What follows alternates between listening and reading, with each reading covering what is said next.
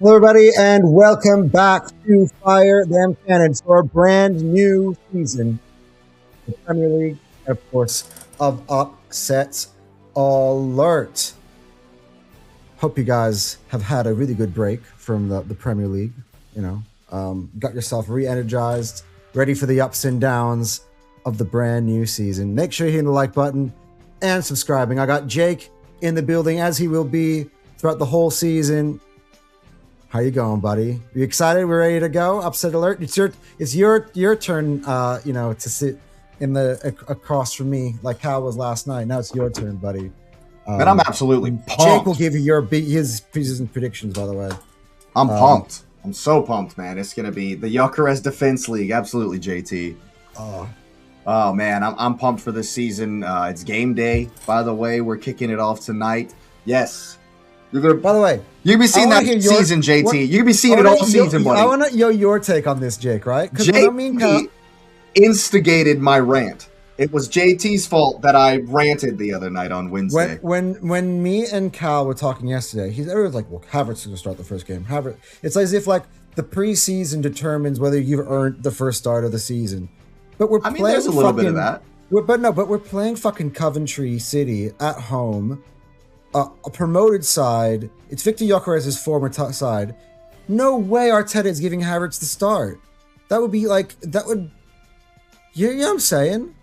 I don't know, man. Arteta, that's his son. That's his literal biological offspring, Havertz. And so, I mean... Hey, Hatter Jonai, go over to Cup Chasers, my channel, and watch my rant. Go watch my rant. He is that guy. I will be here when the starting lineup comes out if it's Victor Gyökeres. God, I want that. I want him to play. Sorry. I'm actually willing to bet it's going to be Victor. Sorry. I made a bold prediction and said he's going to score 20 goals. You have to set your lineup depending on the opponent that you are playing. If we were playing Chelsea or Villa first game up, those are the second two games, I get the Havertz start, right? But Gyökeres came off the bench in the last game. He's well rested. He was shit though. You gotta call it out when it's there. He was terrible when he came off the bench. The other way around though, right? He was terrible coming off the bench, and Havertz is great at coming off the bench. So why not put each two of them in the place where it suits them? Thank you. You can't move people around away from what works for them, and then say, oh no, you can't have it in there the way that they like it, because it didn't work in the way that they don't like it. Like for me, that it doesn't make any sense, does it? It doesn't make any sense, does it? It's doing my head in. Hater, go check out my rant, bro. Go check it out because I love it. I love it. Keep bringing me this. Keep bringing me this. We started off my show with this, right? With the this is the topic that's on everybody's lips. Go watch Straight Facts from Wednesday. They were hating on him for an hour. Mo was doing it. Like he was like, Staffy was worse. What can Arsenal do for the left wing? Staffy was worse, bro.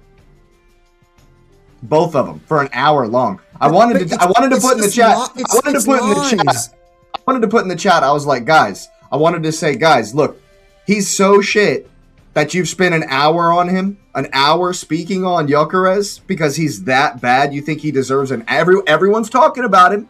Hey, but like they're talking like he's the worst fucking. He's the talk of the town. He was our leading goal scorer. He had scored more than double of our second leading goal scorer last season.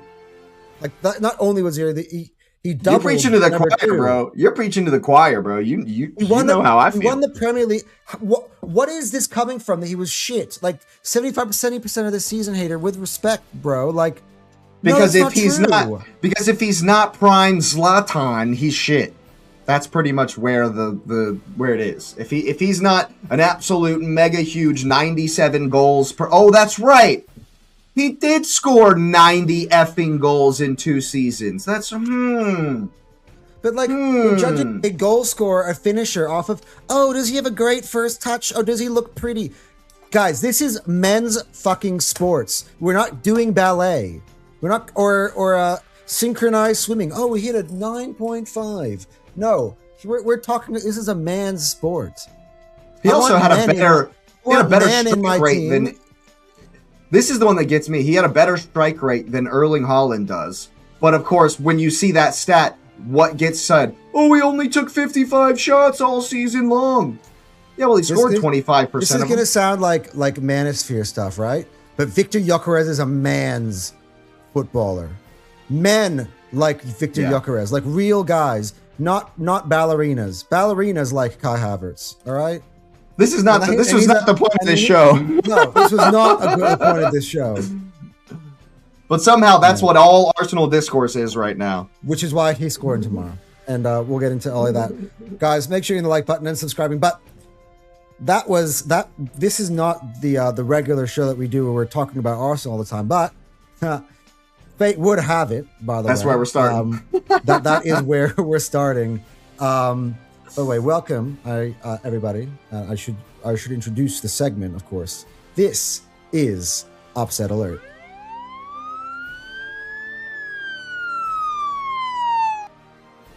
And you've already got me upset. Yeah, I know, right? We're already upset. We're already upset, guys. Well done, chat. Congratulations. Way to be, chat. You did it, JT. And you're a boss.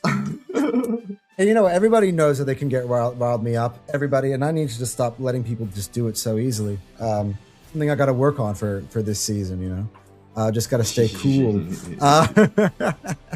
My temper can get the best out of me at the worst of times, but definitely not when we're talking about my boy, and he's being slated everywhere.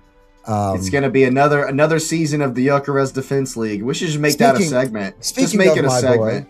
Speaking of my boy, we are playing his former club, which is why I think he'll start. Coventry, come to the Emirates in what, less than 12 hours, 9 hours from now. It's soon. Yeah, it's 8 hours from now. 8 hours and 23 minutes. At the home of the champions, and we will drop the championship banner. By the way, if you've seen Arsenal's media team at the end, it's going to drop on, I believe, just above the tunnel. Okay, so yeah. I love it. You know that Arteta's tunnel, how he changed everything. It's going to say, champions. I'll have to go and find the. By the way, Ezri Konsa to Arsenal is completed. So he'll be announced before the game. That's from David Ornstein. So he's saying that the move is done. And that is also, I think, the announcement will also happen, I believe, just like kind of like Eze, like just before the kickoff, you'll see the announcement, which is cool. So keep on your phones, I guess, or on your Twitters open to see that intro video right before. Just turn on the pregame. He'll be there. Yeah. He'll be there. Just turn on the pregame or all that. But he won't be starting tomorrow, obviously, because I don't think he made it past the deadline. Actually, interesting stat. My dad was telling me this. His debut will be away at Villa Park. Yep. Yes, it will. Fucking hell, that is actually. Yes, it will. Epic. Yes, it will. Literally epic. I love it. All right, Arsenal against Coventry. Now, the bookies have done Coventry no favors in their first game in the Premier League, and of course, they couldn't have picked a worse fixture to go away to the champions and the overwhelming favorite. I don't know. Get it out of the way. But yeah, I guess it's true actually. $15 is what they're saying for Coventry Arsenal, and almost certainty at 118. Jake, what are your thoughts on our first matchup of the season, Coventry coming to the Emirates? So to kick this season off, guys, I've been really, really conservative with my picks just because there's literally no form. Zero form from anyone. No player form, no team form. So I've gone pretty conservative with the picks this week. Coventry, of course, are going to be, this game in particular, it's going to be very interesting to see how they approach. And it will be, we would think, a reflection of how Lampard is going to approach the entire season. Now, what's the big question with a newly promoted teams always? Are they going to switch up what they did to win the championship and to get promotion and kind of be more conservative in the Premier League because you kind of have to be a la Burnley with Vincent Kompany, who won the championship, scored triple-digit points, and got wrecked week in and week out in the Prem. And so if Coventry are going to play like they played in the championship, scoring 97 goals, very aggressive, very open, very attacking style. If they bring that to the Emirates, they're going to get smoked, just straight up. Like in the last game they played versus Monaco, they were very, very good, but they rode their luck a bunch on the break. And Monaco are a very strong counter-attacking side, and it was back and forth, back and forth, back and forth, back and forth, back and forth. The goalkeeper stood up and managed to get the shutout, but that Rushworth, yeah, a whole different story coming to the I gotta say, you watch a lot of football to be watching Coventry's friendly against Monaco. That's a commitment, my friend. Anyway, I found it. I'm gonna go switch to media only quickly. This is the leaked image on his covering on top of my thingy. I love it. I love that. That is the championship banner that's going to be raised tomorrow. Beautiful. This is home of the champions. Beautiful. There we are. So I love that. Now we're back. Absolutely love that. But yeah, I think JT, you're right, bro. I do need some help. That's true. That's never been truer. That's for sure. Don't we all though? No, I think that's. I think that if we, once again, what I'm hoping to see from Arsenal this season is exactly what we saw versus Manchester City. The biggest difference is that last season we'd score a goal, sometimes maybe two, and then our philosophy would change immediately. Just look at the Champions League final, right? But the big thing about that Community Shield was City had far more possession than we did. It was 60-40. Because in that second half, already up 3 goals, we gave them the ball. I would love to see this as the blueprint for Arsenal this season. Score a bunch, and then sit back and say, here you go, you're not going to do shit about it. And I think that could very well be the... could very well be the tail of the tape here in this one, especially if we come out hot. I think Coventry really need... Yeah, well, there you go.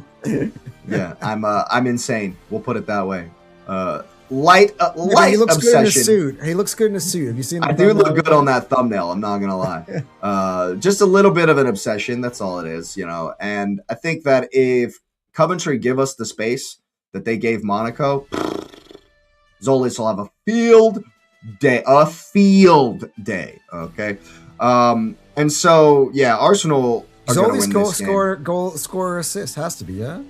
For me, I know that's not what you're if you you're put down if you're looking on the graphic, which is over one. We're going to score twice. Goals. Yeah, like I said, we're going super conservative.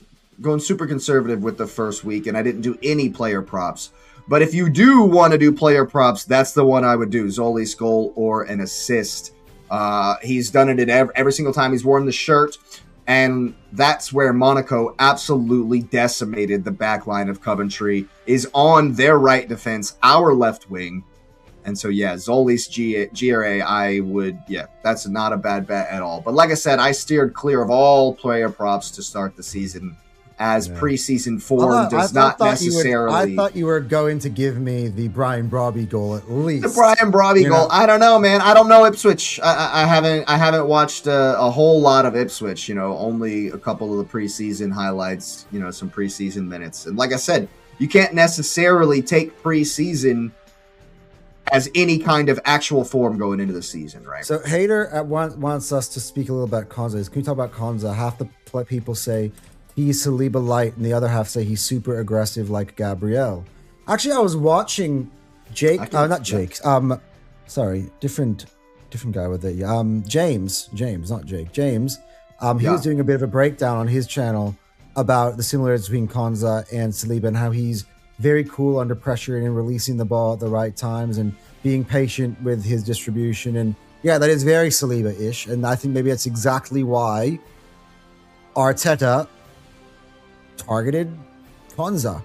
Well, who are our right-sided defenders? You got Ben White, you got Jurriën Timber, and you got Mosquera. And you got Saliba and Mosquera. Of those 4, Mosquera's the only one who hasn't had like a long-term injury. And so if you look at the injury-prone nature of, Saliba's not injury-prone, but losing him has been the downfall before in the first title challenge season when we lost him during the Sporting game in the Europa League. And then we went on to have to play Rob Holding in the back line, and we lost 4-1 at City. You remember all that shit? So Arteta is anticipating, look, our right-hand side might have some injuries this season. We won last season because of squad depth, and so he brings in one of the best right-sided center backs that's around to cover. I mean, geez, we are absolutely stacked there, and I think Konsa will fit in well. I don't think he's going to miss a beat. I don't think we as a defensive unit are going to miss a beat. I love it. I think it's a great sign. Yeah. I mean, I was thinking this from JT. Sorry, it's not my bro. He doesn't read the gay JB. I'm literally been purchasing electronics, and it's called JB Hi-Fi. That's the nice electronics. So I've got JB on the mind. He doesn't read the game as well as Saliba. Well, of course, that's why Saliba is Saliba. Like, at the end of the day, Arsenal was never going to be able to go out into the window and buy a player as good as probably the best center back in the world that is willing to back up the best center back in the world. So yeah, you're gonna have to get somebody who has got a lot of the similar qualities, but he's never gonna have all of them, because that's what makes Saliba one of one. That's why he's the best. Yeah, exactly. Yeah, exactly. I mean, we missed some beat because Konza ain't no Saliba. Yeah, and there isn't many people reading the game as well as Saliba. That's all fair. But I know he isn't known for reading the game. Yeah, look, to be fair, actually, tomorrow I believe that we will have Christian Mosquera starting at right center back. He absolutely should start. I don't think Konza will be even in the squad. He'll just come and wave hello to everybody. I wouldn't be surprised if he doesn't start versus Villa. Like, Mosquera's played really well. I think he will. Again, same thing I just said about you. I always have belief that you start the player when he's playing his former club, especially if he's good quality. Fair enough. Because he's got point to prove. Yep. Like, seriously, if I'm Victor Gyökeres, I'm not going to go back to this, and guys, we're not going on to Victor Gyökeres conversation. But if I'm Victor Gyökeres and he doesn't start tomorrow against his former club, I'm like, Mikel, what are you doing? I would be pissed. Like, it's like. Yeah, anyway, I think you got to play Victor into form, and I wouldn't be worried about his preseason. The other day, you can get all that out during preseason. Like, it's better that than he's doing it during the games that count. I think he'll be sharp. I think he's going to score, as I said last night, more goals than he had last year. And if not, I'll wear a Kai Havertz shirt. I said he's definitely scoring 20 this season. By the way, I forgot to give Cal a forfeit for if the other happened, for if I'm right. He has to wear a Gyökeres jersey, duh. No, but Cal with the 14 on the front. No. He has to wear, I'm telling you, by the way, Cal, if you're in here, and I'll bring up to you later, Martinelli on the front. Whether he's here or there, Cal absolutely hates Martinelli.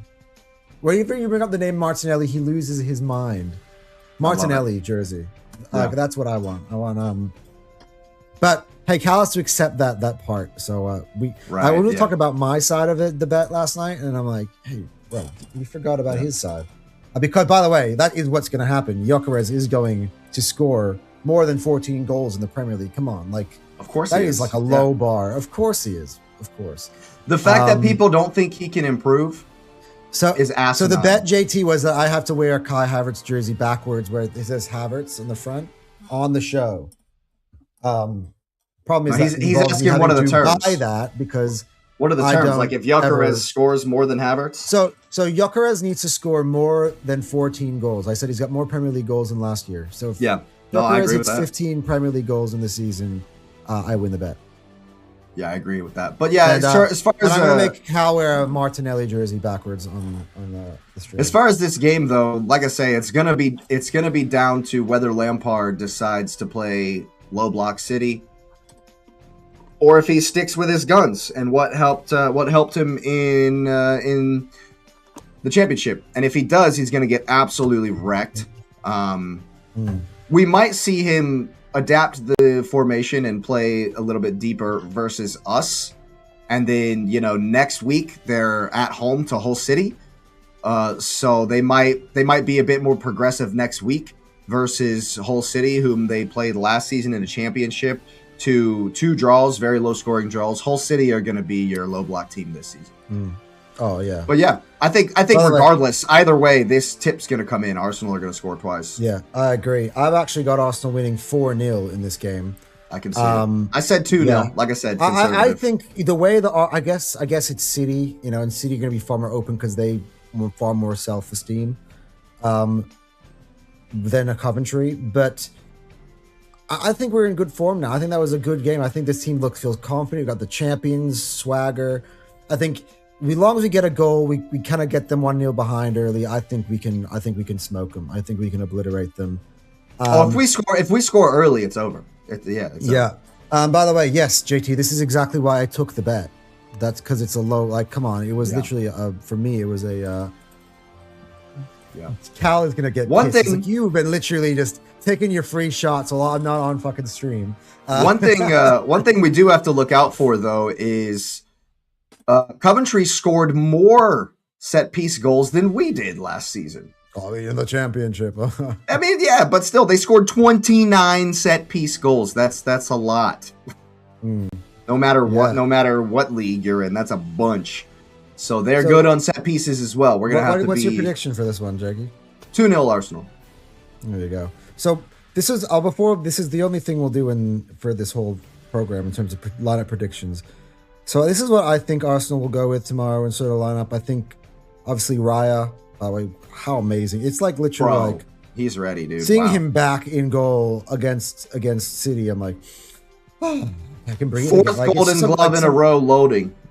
Yeah, it's like when having Kepa in goal is like being a drug addict without the drugs, and you're on you know what I mean? It's like what's the withdrawal? You're on goalkeeper withdrawal, and then Raya comes back, and you're like.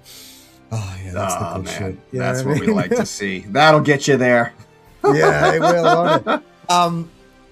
So, I think it'll be probably the same back four as we started last week. Exactly. I'll have Calafiori.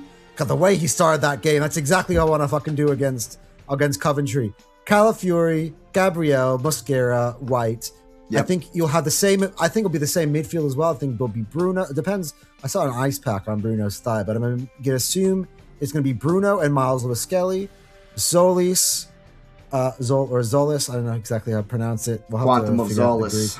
Yeah, Quantum and Zolis. I think it's because of that song. Whoop, whoop. It's the sound of the Zolis. That's my favorite one. That's my favorite one. It's the sound of the Zolis. I actually think Bukayo Saka is going to start. I'll actually. JT says Bruno didn't train. Did he not? Huh. Then who starts? I mean, is it going to be Rice? We're going to throw him in, or Zubimendi? I don't know. But to be honest, though, Zubimendi and Miles Lewis-Skelly just doesn't seem like it's going to. It's a bit underwhelming for the first game of the season without. I'd be fine with Rice more or less. Look, I mean, Bruno had the whole interview thing yesterday. Not that if that tells you that he's going to play or not, but he had the whole, town hall public interview yesterday. I think it'll be fun. I don't know. I think with the fact that Haji Wright is injured. He scored 19 times for Coventry last season. Got some new names, everybody. Nah, man. Haji Wright ain't new. That's my American brethren, bro. Yeah, I know. Haji Wright's a badass, dude. He almost made the play. He got injured. He almost made the World Cup squad. He got injured right before. He they also got Sadiq Sharif. There you go. New Awaniyi might start. Awaniyi might actually start. Well, Sharif apparently is like a really good player. Like he was really. They have Gustavo Hammer as well to come in. He played at Fenerbahce last year. Yeah, Gustavo Hammer was great. He was one of the best players in the championship last year. Yeah. I agree with Hatter though. Hatter Jonage. I would start Zubi in MLS. Really, that's very conservative. But I guess you have a team where you don't need to risk anybody. If we're getting run over in the midfield, which is highly unlikely, Rice can just come in at halftime and shore things up. Yeah, I still have a feeling Bruno will start, but we will see. We'll see. But I think Saka will start. I think Odegaard has to start. He's merited a start in the 10. But I do think Victor Gyökeres will start up front. Man, if Saka, I think this is the game. Like this is the game profile you bring Gyökeres in for your newly promoted team at home. Like I get Havertz starts Villa next week. I get Havertz would start Chelsea the week after, but this is Coventry. I mean, this is exactly the profile you bring Gyökeres in for. I don't care. Different. You get what I'm saying? Yeah, no, I understand completely. I honestly, like, I would start conservative as well if I was Arteta. I would avoid starting Rice. I would avoid starting Saka. Just so he's 100% for Villa away next week. That's never easy, no matter what. See, the way I see with Saka, here's my thought. It's in the reverse. I think Saka can come in. The team start fast. You have a really good balance from the right and the left side. We put him away 4-0 early. Sit down. And then Madueke can come in and he doesn't bother anybody. That's my preferred. That's my preferred approach. But here's one thing to start the season that I've been wondering. Can we sit Dookie? Can we sit Matt Dookie and just let Max Dowman do his thing? Yeah. Well, that's going to be the thing, right? I know we're starting the season with Gyökeres frustration, right? But eventually it will turn towards Madueke because he's actually the literal worst player on the team. He's the literal worst player on the team. And when he's constantly starting all the time over a star boy, our next star boy, really. Let's call it. We understand why he. Oh, I see what you're saying. Yeah. Everybody wants to see Max play, and then every time you're going to see the subs bench come on, it'll be Madueke comes on 20. He's like, where the fuck about Max? Are you going to play Max? I see it coming. I've heard a few people say that. He's a year older.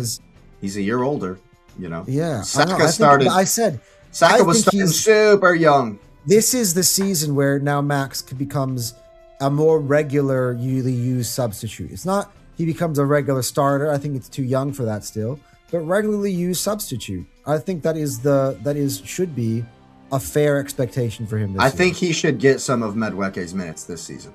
I 100% agree. Yeah. But yeah, overall, anyway. I think this is going to be too early in the season for Coventry. A good one to get out of the way nice and early. The literal worst fixture on the schedule. That's one thing I'm loving is Anfield is no longer the worst fixture. The Etihad is no longer the worst fixture for everybody. The worst fixture on everybody's list this season is at the Emirates Stadium, and I love it. Yeah, look, we only lost 2 games out of what 19 last year at home. Was against Bournemouth and Man United at home, and those are both like. I'd rather not speak on those. Oh yeah, let's not speak on those. Let's hear from the chat before we move on. In regards, obviously, because it is the big game that everybody in this channel cares about. That I agree. Gyökeres does score a lot versus newly promoted sides. There you go. See, I finally broke through to the people. This is the game that. Gyökeres to stat pads so the Blazers can have their dopamine. Yeah, if he can get 3 of his required 20 goals in this game, I mean, hey, dude, I'm 1/5 of the way. I'm 1/5 of the way to the. Cal is literally If we come on after this game on the football terrace and Gyökeres has bagged a hat trick, I seriously will be the most annoying person, if not always. Already. I'm going to be on so much. If my man scores a hat trick. I'm going to be on so much smoke. I don't give a fuck. It's Coventry. I know what I was going to say. It was Coventry. I'm going to be like, fuck everybody off. You've all been fucking shitting on him. Dude, first game of the season. I'm going off. I'm going to go. If he scores a hat trick, I'm going off, bro. Dude. Yeah. Even if he scores a brace, I'm going off. I'm talking about I told you so times a million. It's like, this is what I mean. I'll be frank, guys, right? I didn't watch any of the preseason games live. Like Lampard. I watched them all on a replay on the YouTube channel. Like, I don't like. It's the preseason, and everybody's sitting there. Oh no! Look in preseason, and then we go and fucking spank Man City. And I'm like, I told you guys, Man City. I mean, that preseason meant bullshit. Like, not like anything. Like, anyway. Whew. Yeah. By the way, JT would also start the Yok. At least he takes it. See, absolutely. I need a win. I think he's got a chip on his shoulder this season.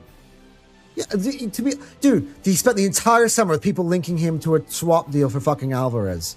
He's got a chip on his shoulder. He's gonna be reading that shit and be like, "I deliver you a title, and you guys are all trying to fucking get me out of here." I'd be pissed. I'd be like, "What the fuck is this?" I'd be. Let me remind you all who I am. I agree with Hatter though. On this one. I want to win at Anfield and the Etihad this season. We were shit in Big 6 games away last season. I'm going to say this now before we move on past the Arsenal game.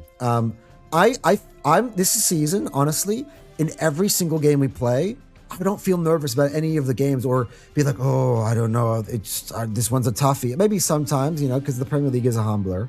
But for the most part, I have the expectation we're going to go out and pick up 3 points, regardless. Like, you look at the difference between Arsenal's team and everybody else. Like, if we buy Barcola or Yildiz, lights out. It's over. It's over for you. It's like, done. We literally have 0 weaknesses at that point. Even if we buy an attacker, an attacker, like Osman, even would be over.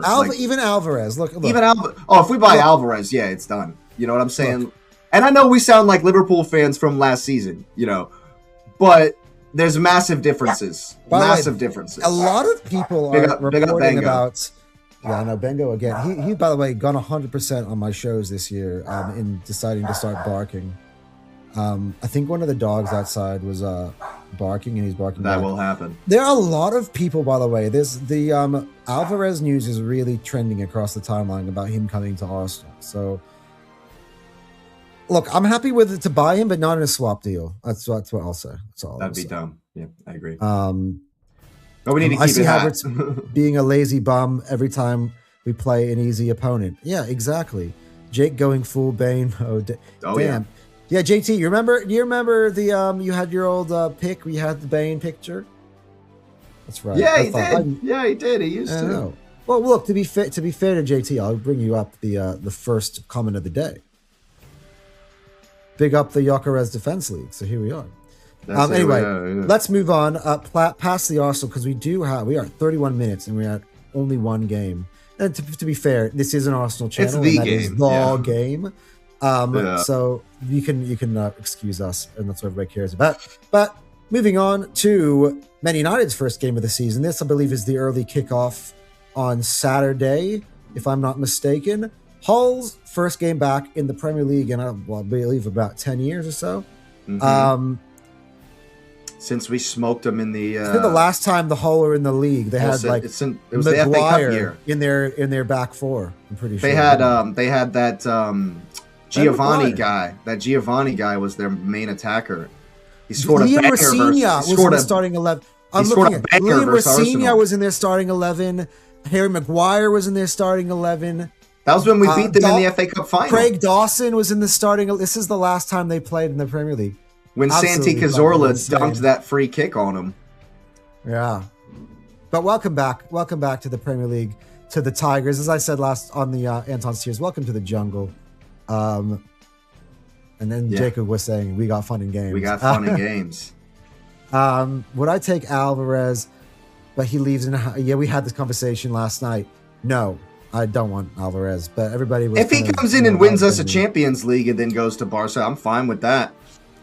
I hope it doesn't poison the atmosphere in the team, and I don't. But he definitely wouldn't be part of the team unity, family, familial. He wouldn't be. Yeah, but I don't like that. I want to. If I'm going to spend that much dough, I want to get somebody who's in the team, family, unity, familial. Because at the end of the day, I think Vinny would have been had he been rejected by Madrid and come to us. I think. If we all gave him the Zava treatment, exactly, Ted Lasso. Yeah. That was actually an Arne Slot joke, but it was before surviving the Jock cult. Why wouldn't he be? Exactly. Because he's been twerking for Barca for 6 months. Even now, he's like, I still want Barca, blah, blah, blah, blah, blah. He's just talking about him. I'm like... Yeah.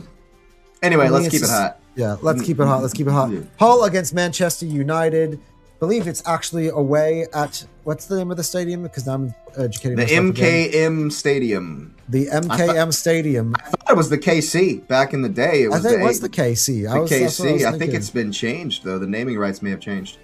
Whatever. Doesn't matter. Yeah. So Hull's first game, I was just going to give you a preview on Hull. By the way, Man United make a big signing of Carlos Baleba. I think they're actually going to have a very good season. That's a massive signing. That's a fantastic signing. It is. So Canadian fans would know the name of Liam Miller, who is one of the main attackers for Hull. He actually was in the Canada team, I believe, in the World Cup yesterday. Yeah. Yep. Yes, he was. Then there's Mohamed Balloumi, who, by the way, is also at the World Cup with Nigeria. Ollie McBurney was at the World Cup with Scotland. So we've got some guys who are actually, there. Ollie McBurney's been in the league too. Yeah. Joe for Gelhardt Sheffield. comes across from Leeds. He was actually their top midfielder last season on loan from Leeds, and now he's going to be there full-time. He's now there on a permanent. Hadamasa Marita, also at the World Cup with Japan. Yeah, Zambrano at the World Cup with Ecuador. So look at this, you know. By the way, their starting goalkeeper, is a teammate of our very own Zolis. It's Konstantinos Zolakis, Greek. Oh yeah, dude. And Pauk damn near burned the city down when he moved. Dude, that was the guy that they absolutely desperately tried to get to stay. They protested outside the stadium. Jake, look at this. Nobel Mendy, Senegalese player who played at the World Cup. I'm actually underestimating Hull. Fucking hell. Elliot Stroud, of course, was playing with my main man at Sweden. Started every game at left wing back for Sweden. So Jack Butland is an old name. That's the backup keeper. He used to play at Stoke. Used to be Stoke's. He's out for 3 months. Oh, he's out for 3 months. But Jack Butland's out. He's their backup in general, though. He's out. So look, hey, I actually thought they were the worst squad ever. It's actually not as bad as you might think. Well, there's a ton of new people. Yeah. Again, there's a ton of new people.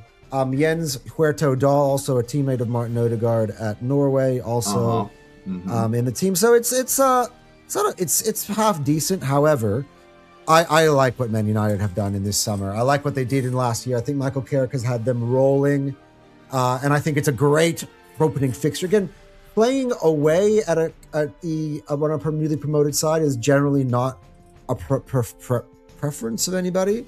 But I do think that Man United actually have got a lot of good momentum. Marcus Rashford, by the way, seems like he's going to be. We'll see with the window, but he seems like he's playing, staying. Bro. He's got the number 9 shirt. He's staying. He's got the number 9 shirt.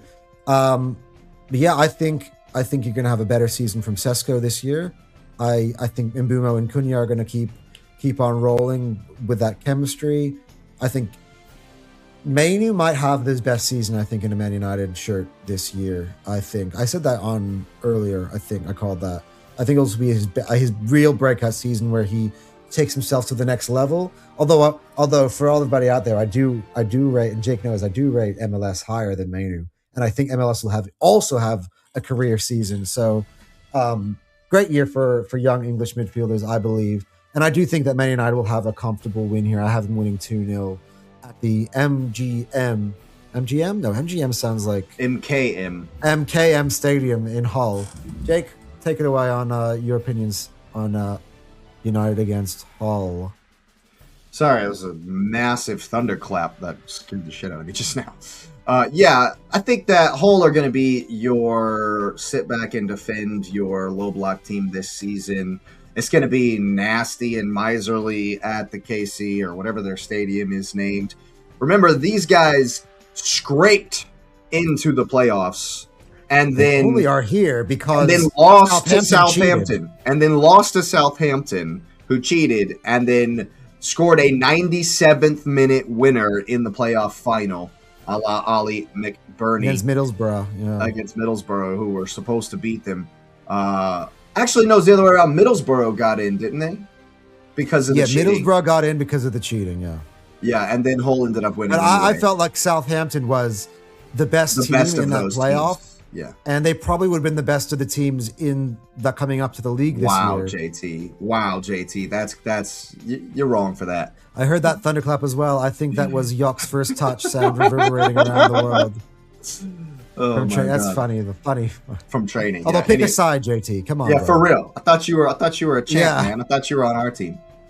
Anyway, I think this game's gonna come too soon for Hull as far as the quality of opposition and them trying to get all the new players together and form some kind of a team, that's going to be consistent and solid.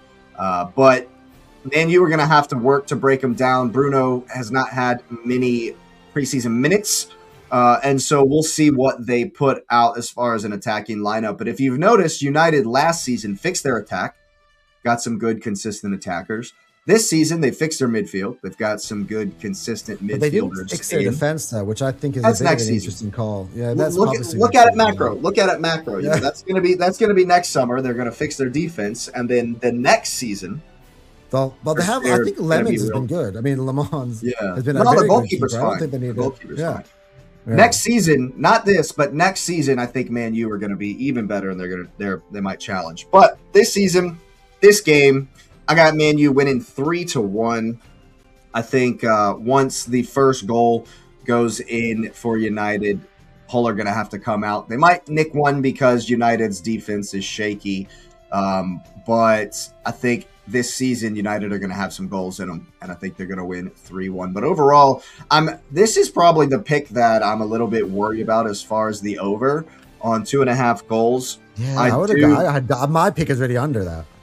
I went 2-0. So. I made these picks Wednesday, and so I've done a little bit more research since then.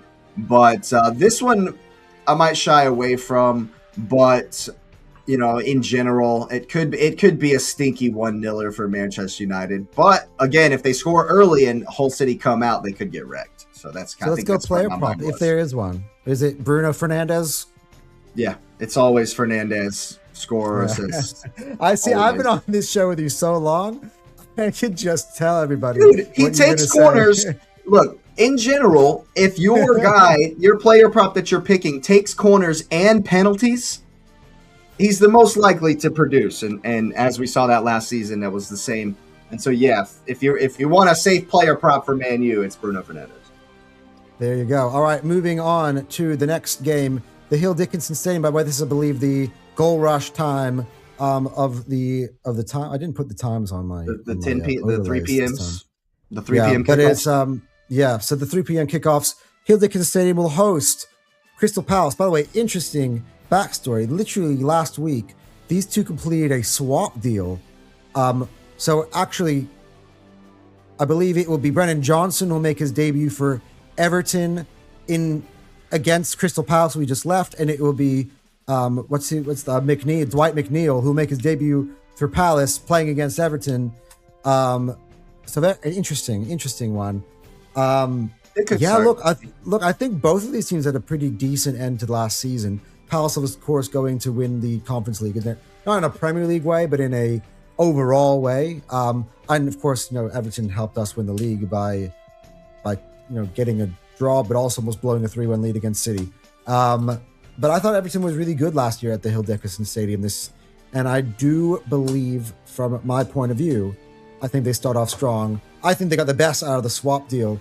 And I actually why do I think that Brennan Johnson's scoring in this game? You disagree? Brennan Johnson's trash. Yeah, I think Spurs in him. I think Palace got the better deal. Brennan Johnson's a speed merchant, man. He's got the speed, so he might start. It might be. Wait, you think you like Dwight McNeil?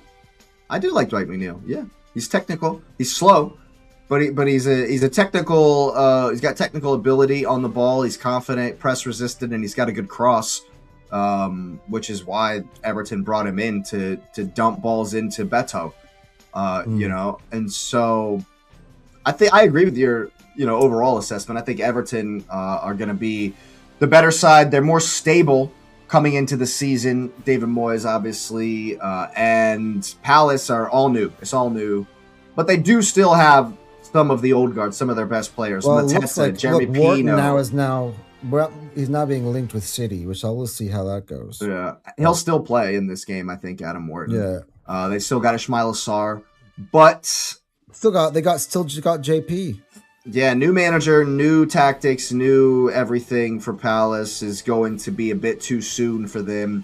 I think Everton are gonna win this game 2-1, but I don't think they'll be able to keep Palace out. They do have some firepower in this one. I've already forgotten my pick. What was my pick? I forgot. Your pick was 2-1. You're right. And so the prop, like the bet. What was the? Oh, the prop. Well, I can assist you with that.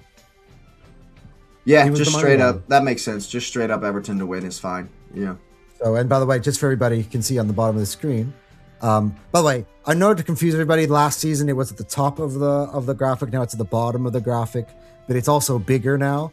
Everton 218, draw 340, Palace 340. So it's Everton to win is basically the money line here from our good friends. By the way, I should say at Sports Bet. I should have said that from the top. Sponsor the show, Sports Bet. Yeah, I know. Really. 218 is decent odds, though. Yeah, it is. It is. Not bad. What were the odds? We go back. Just want to go quickly. The odds on Man United, just They're out of big. curiosity. Yeah, 137, hole 825, draw 490. That is that one. Yeah. So, on DraftKings, it's neg 260 for Man United. Yeah, there you go. Yeah. So yeah, I think both of us are in agreement here. We got Everton both beating Crystal Palace at home. So right now we are 3 for 3 without any upsets so far. Let's see if that continues. This is a game of two teams. By the way, Ed Sheeran's favorite team is back in the league again. And I like Ipswich, man. I wanted them to stay last time around. I liked Kieran McKenna. But they've replaced him with Gary O'Neill, who I also like. So I'm cheering Ipswich this season for sure. Yeah, I think I've said it. I think Ipswich for me. Let's recap, because I think I guess one thing we can't really talk about form, but we can talk about the transfer window and kind of what people brought in or not. And I did mention it on Anton's tiers, but so I can talk to you about Ipswich this summer, and of course a lot of people have to realize they're doing the Sunderland. They are doing the Sunderland. So they brought in Abdul Fatawu, who was by Leicester's main man last year. Julio Enciso comes in. I think that's a big one. It's a big signing. Daisen Maeda, again, Japanese international, played for the World Cup. Another big signing. He played, by the way, for guys who don't know, he was at Celtic. Yep. I think he was basically their main guy as well. Saxo Lukic is a big ad coming in That's from a big Fulham as well. Too, yeah. Florentino Luis, for me, was the best Burnley player last year. So they're bringing him in. Kiel Sherpin comes in from Union. He played in the Champions League, by the way, last year. Issa Diop, again, comes in from Fulham. Emerson from Toulouse. And by the way, the brother of Dengo Ouattara, Abdul Ouattara, the younger brother, comes in from Strasbourg. And yeah, they also got Kane Van Oliven. And by the way, and it seems as if, by the way, Ezekiel Palacios is going to be a deal that seems That's like another it's good edging signing. toward. That is a Xavi Alonso starter in the unbeaten season coming to play for Ipswich. I think that would be literally the Granit Xhaka signing of Sunderland last year. Great signing, yeah. Like, that is exact. You know, we were saying they're doing a Sunderland, and that's the funny thing, because that's who they play in the first game of the season. And the Sunderland, by the way, who does have European duties this year in the Europa League. They were fantastic last year, and they started off strong. Man, this would be a fun game, actually, I think, for me. This is going to be a good game. I'm going to at the 3 o'clock kickoff. Yeah, Ipswich against Sunderland. Jake, what are your thoughts on this one? Well, the odds are very close. The odds are very close as well. Yeah. So I think it's going to be a good game. I think it's going to be a very good game. I think Ipswich are going to surprise some people this season. But once again, it's going to come down to how well they mesh and gel in the very beginning of the season. Sunderland started off with a 3-0 win at home versus I forget who it was, but they won 3-0 at home to start the season off. So Sunderland can't go into this game just expecting, hey, you know, we're Premier League heritage now because we finished 7th place after coming up. Nah, man, you got to take this very, very seriously. And I think they will. I think Sunderland are going to be just a bit too much. Like I said, week 1, just a bit too soon for Ipswich to really completely gel. But I definitely think they're going to surprise a few people this season. Gary O'Neill has plenty of experience trying to keep teams up in this league. And so I think that's a good appointment for them, and I think they're going to be just fine. But this one, definitely going to come a bit too soon. Sunderland are one of the teams that are most stable and consistent as far as the turnover and who's come in. Coaches the same. Regis Labrie still there. Xhaka still. That was a big keep. Yes, it was. Absolutely. And so I think that in this one, Sunderland going to have a bit too much for them. It's going to be a 2-1 to the Black Cats. And like I said, conservative bets this time around, guys. This one will definitely hit Sunderland to score 1 goal. All right. Well, for the first time this season,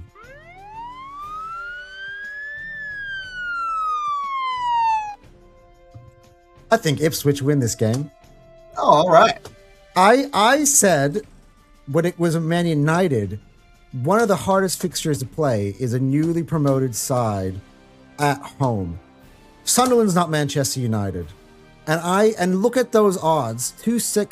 The odds makers are inching these so close. Very close. Yeah. I'm like, I'm like, fuck it. Ipswich is winning at home.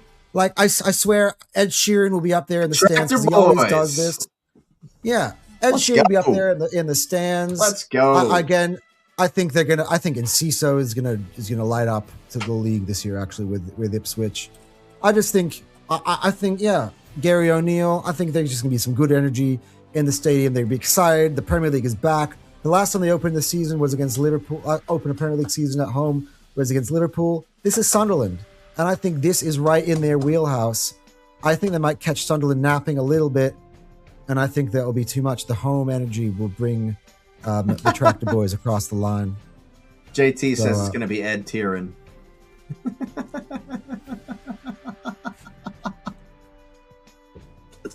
Oh, that'd be hilarious. That's hilarious. That's good stuff. Singing some ballads. That's fantastic stuff. I would still bet Sunderland, though, for 260. It's good value. It's good value for sure. Getting all my yuck stocks for Sunderland. I mean, he doesn't play for Ipswich, unless you're going to say This guy. Ipswich did have a decent window. I think they had the best window of all of the promoted sides. I think by a long shot. So, yeah, I think. Look, again, I haven't seen enough of them. This is literally a. I'm reading the tea leaves of the betting people, and I'm really putting my faith in them. And I'm seeing these odds so down low and literally in striking distance, and I'm like, nah, Ipswich at home, they're gonna do this, man. I feel like they're gonna do this. I feel like with some of the things I've watched this week and these odds here, I feel like people are still sleeping on Sunderland, which is nuts. But we'll see. Yeah, we shall see. Let's move on to the next game. Wait, we're going to this is a good one. Forest against Leeds. By the way, two teams that were in the relegation fight last year. I actually don't expect Forest to be in that this year, but neither of these teams will be battling relegation this season, so maybe it's a new dawn. Again, before there was I said this last year, we previewed this game towards the end of the year. Before there was Man United, Liverpool, and Arsenal, there was Nottingham Forest and Leeds. These are the original big clubs. Yeah, England. These are the OGs for sure. Which, you gotta give them some love, and I always I always will when these two times click high, because those who really know the game, the history of the game, would point that out. And so did Jake. So yeah, look, first game for Nottingham Forest. I think without Elliot Anderson though, but there is a player, and I mentioned him in my that they had on loan last year, and he came back. He's coming back. It's Callum Owendo for Nottingham Forest. I think he's going to have a big season. By the way, the big man is back. Chris Wood. I think that, again, people underestimate what sort of an absence he was last year. Morgan gives White. I like Schlager, Xavier Schlager from Leipzig in the Bundesliga. He was a good player. So I think, look, Elliot Anderson out. I still like Forest. And I think, by the way, with Oliver Glasner at the wheel, I think they're just going to be a better coach team from start to finish this year. By the way, Usman Diamande is a great signing in the back. Yes, it is. But also, for Leeds, Harry Wilson is a good signing up front. And so great signing. Exciting to see him link up with Dominic Calvert-Lewin, with Brendan Aronson.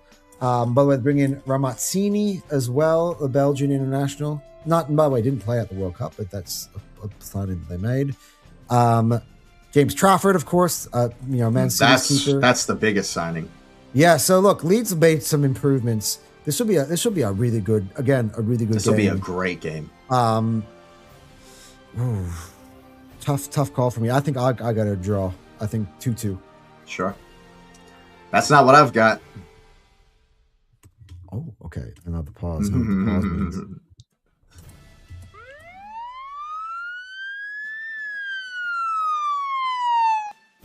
Continuing on with our theme of games coming too early for some of these new teams, and I say new because it's Glasner new at Forest, and it's not going to change the system too much. Actually, they played a back three system last season, if I recall, so it's not going to be too much change. But a back three and then a back four, then a back three again, with the change of managers. But yeah, I still think this is going to be too soon for Forest. Leeds are one of those teams I think people are sleeping on. Continuity, consistency. They didn't change their manager. Daniel Farke is literally like the fourth longest serving manager in all of Europe or something like that. He's been there forever. And I think they're going to have a very good season, man. I actually, where did I put them when I was doing my thing? I have Leeds at 9th place this season. Wow. In my table. I think I had Leeds at 17th. I think. Nah, bro. They are going to be very, very strong. They only lost Pascal Strauch, and they've replaced him. And I think they've only gotten better. I mean, the likes of Anton Stack's still there. Brendan Aronson. Best name in the Premier League. Here he's back. Here we go. And adding Harry Wilson is going to be, bro, that's going to be a huge signing. And I'm hearing a lot of DCL prop to start the season from some of the Leeds contingent, And so I think this game is going to be a bit too soon for Forest to really put it all together and kind of, even though it's at home, it's going to be a tough fight. But I think Leeds are going to win this one. I got 2-1 to Leeds. Yeah, there you go. We've got upset alerts now in back-to-back games. By the way, once again, Leeds are going to score 1 goal. Remember, conservatism, guys, to start the season. By the way, Gunners fans, there are really strong rumblings now about Alvarez. Apparently, his agent now is in London. Ooh. Man, look, that rumor never went away. And if it does happen, I won't be surprised. Yeah, we'll definitely keep an eye on it for sure. But of course, Dominic Culver-Lewin, that's funny shit. With the Butterburger. I agree with Jake, but I think Forest might be in the Bournemouth of last season. By the way, and I could see Bournemouth were the Forest of the season before. It's like they're just kind of like trading places back and forth. Glasner's a good manager. Yeah, by the way, I rate Alvarez. But my prop for this one, my bet for this one is just to bet Leeds to score. And they will. If you combine all of my teams to score, so if you combine the Arsenal with the Sunderland and the Leeds game, it's positive odds. Just a thought. If you're one like me who likes to make bets that give you positive odds, you can combine some of these more conservative ones. But remember, gamble responsibly, people. Parlays are not your friend. Parlays are not your friend. This next one is going to be interesting. What time is this kickoff? It's the 12:30 game for me, so it's the 5:30 game in England. Here you go. Tottenham Hotspur. Now let's see how things have changed, because they have gone into the summer. They've splashed big. In fact, the most recent one, I have to say it, breaking news to everybody and to Nez. Savinho is going to Tottenham. That is official. They spent £75 million on a player with 2 goals in 2 seasons. 75. Yeah, that's crazy. That is the most. This is the worst transfer. This is literally Antony. Yeah, for real. This is literally Antony. Like, Brazilian, gone for way too much money, and he's going to flop again. As an Arsenal fan, I just can't help but smile. It's like, we're so well run and they're so poorly run. But speaking of paying the money, they've also went and they paid the money and got Mateus Fernandes. They've paid the money and got Sandro Tonali. So Spurs have splashed a lot of cash. They're trying to back the new manager. They've obviously been 17th 2 years in a row. Spent big on the defense, brought in Ben Heck. They brought in Senesi. They've also lost Jed Spence, who I think is a big loss. There's also big, massive rumors about Udogie also going out to play in Italy as well. Big exodus of Premier League players to the Serie A this year. But Brentford, though, I think made the most underrated signing in the entire window. And that was Sangare, who, by the way, our very own rookie has been talking about for months as an Arsenal target. I mean, I don't think he really was an Arsenal target, but he has ended up at Brentford. And Brentford had kept a lot of their main guys from last season as well. Unlike last year, by the way, which it felt like they lost, they lost Wissa, they lost Mbumo, and they still had their best season ever under Keith Andrews. Do you think that they Brentford keep rolling? What do you think about both of these two teams before we kind of break it down? Because this is, by the way, London derby, first one of the season. technically. I think these teams are very closely matched. And in my final reckoning, I have Brentford 7, Spurs 8. So I think these teams are going to be very similar this season. I think Spurs are going to improve dramatically from their 17th. But I'm not getting so carried away like plenty of people out here. Spurs are definitely making Europe. Spurs are definitely going to whatever, you know. I don't think that attacking line, even if they get Marmouche, stinky, bro. Sly, I'm just going to answer this question for you easily. We aren't going for Marmouche because he's like below our level. Like, we want to get Haaland's current backup, the one that's more, doesn't really push Haaland much at all, to come to do what at Arsenal? Like, I'd rather get the other Haaland's former backup, or even though we were having discussions about him, if he's out there, it looks like Arsenal's pushing for him. That's why we haven't gone for Marmouche. If we would have bought Marmouche at the same time that we bought Victor Gyökeres, like last summer, I think it would have been okay, but his stocks have plummeted. Yeah. Yeah. I think they have... And look, Tottenham are going to have just congestion. I think they're going to start selling a lot. Like, you think about the speeds, I think they're congestion because of injuries.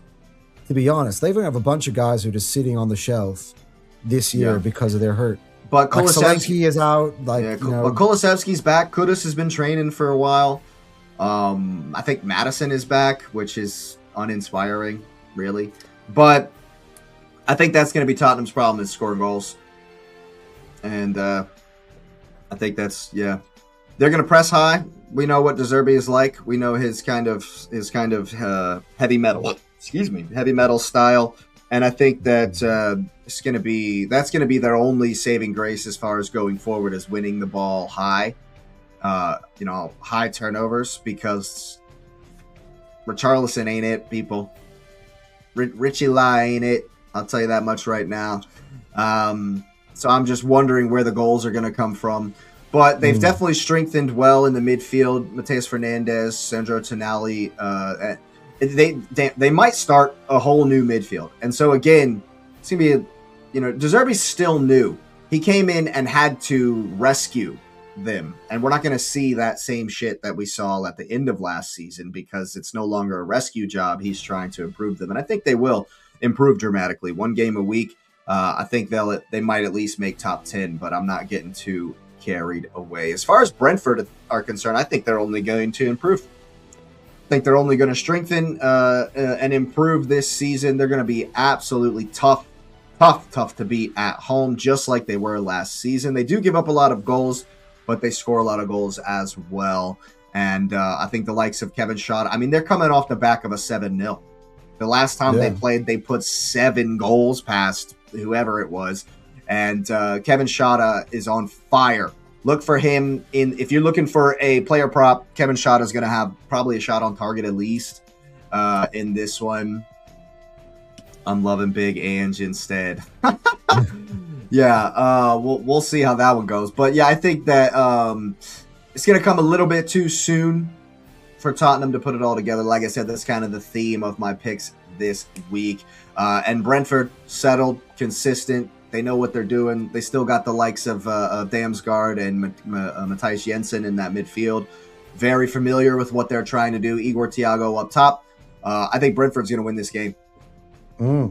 It's actually weird because I was going to hit the upset alert button and I looked at the odds. It's not an upset. It's not an upset. So it's not actually an upset. I don't know. I don't know. That means that I'm going to have to hit the upset alert button.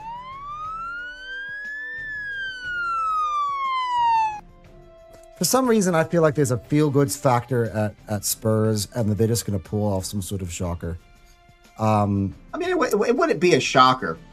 The odds are close, but it would still be an upset. Look, Brentford was an amazing home team last year. They got the scalp over everybody at their place last year, and so I understand that it's really pulling one out. But if it's going to happen, it's going to happen on the first day of the season. I do think that there's a good vibe around, Spurs. And while Jake thinks Brentford's going to win, I think Spurs might actually have a bit of a difference in form this year and pull this one out the bag.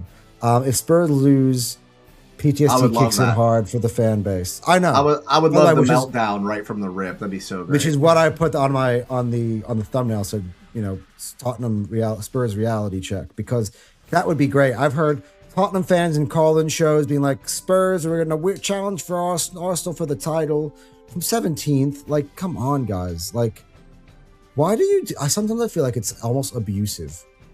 You know what I mean? People just want to skip. People want to skip the 5-year trust the process period. Yeah, I know. It doesn't work like that, people. It just doesn't work like that. Sorry. And we never were as low as 17th. Like they literally are lucky to be even on this show or in this league this year. At one point, I thought they would actually be gone. Everyone was convinced they were down last season. So if they would have hired De Zerbi a week later, they'd be down. Yeah, 100%. So yeah, you got your player both teams to score. I think that's bang on. I think. Yeah. I think both teams are going to score in this. Yeah, let's move on. Brighton against Villa, another good one. I've been waiting for this. Brighton losing to the Norwegian team. What we call them? No, it was 0-0. It was 0-0. Oh, Tromsø. Out in Norway last night. As Jake was saying to me backstage, they played Tromsø in Norway right before this game. Aston Villa also had a tough week for them. They lost their best center back, but they've also brought in Aaron Wan-Bissaka. So I think that's a brilliant signing. Some people may say that's underwhelming. I mean, Villa have lost Luka Dean and to Paris. Lost Morgan Rogers, by the way, not even the same team. I was just talking about defensively. Lost Tielemans. Defensively speaking, 3 best players in this summer. Some might argue John McGinn is very important to that team, but I think now he's the next guy in line. But I think after those first 3 guys, like Wan-Bissaka is a very good signing. That's a very good signing. He was very solid for West Ham last season. Solid, not great, but I think that's a good signing for Aston Villa. And it's still Unai Emery. He's still one of the longest serving managers in all of Europe. And he's able to Villa have finished in the top 5 for like 4 seasons running. There you go. By the way, they're not just because they sell off some of their best players. I think they're gonna be just. And also, fine. by the way, also you forgot to talk about that there's the big bid that came in for Ollie Watkins from Saudi. So that's going to be like. By the way, Zion Suzuki comes in. I wondered, did they stick with Martinez or does Suzuki come straight in? Because like Martinez has got like a whole summer full of cloudiness with like them trying to kind of sell him off. I'm very interested to see kind of what the situation is. Are they just going to rip the full Band-Aid off and just go with Suzuki? I'm actually really curious in terms of what they do, what he does in the goalkeeper position for them. By the way, a big out people forgot about at mid-season last year, which I think derailed their season, was Boubacar Kamara, who got injured and who was out for the whole year. I remember they were scrambling for a midfielder. Man. Yeah, and he's back. There you go. Rican says he would start Suzuki. I think the biggest miss for Aston Villa is Amadou Onana. Not having Onana. This way, if Alvarez does that, that would just be insane. That'll be one of the craziest turnarounds of the entire summer. That would be crazy. That would be if that were to happen. That would be actually insane. But anyway. I think that Villa missing Onana is huge, but having Kamara come back in is also absolutely huge. And if his health, keeping him healthy is going to be very, very important. And if you look at the other side of the coin, I mean, it's still Pascal Gross. The man zombie. We have to bring up the man zombie. Oh, man zombie, yeah. But Pascal Gross started yesterday. Isn't he like 33 or something? Yeah, but Pascal Gross is not a starter for them. I mean, maybe I'm talking about for Brighton. Saliba's out. Yeah, that's my point. No, that's my point, Anton. He's not a starter, but he started yesterday. Jorginho Rutter started up top for Brighton. Like, I think a lot of people are. David Promise from Canada, the Canadian. That's a good signing. Yeah. That's actually a good signing. He'll probably start tomorrow. But Sunday. The traveling already. They battered Tromsø. They put like 15 shots on him and couldn't get it over the line. And so they put in a bunch of effort. Had to travel to Norway. Now had to travel back. Brighton are losing this game, man. Yeah, look, to be honest, I agree. Well, even without it, I would have picked Villa in this game. And I do think the man zombie gets goals or assists in this game. I don't know why. I just feel like that's an upset alert. Oh, is it? Wait. Yeah. According to DraftKings, Brighton are favored. Oh, wait. Here we go. Sorry, everybody, ladies and gentlemen.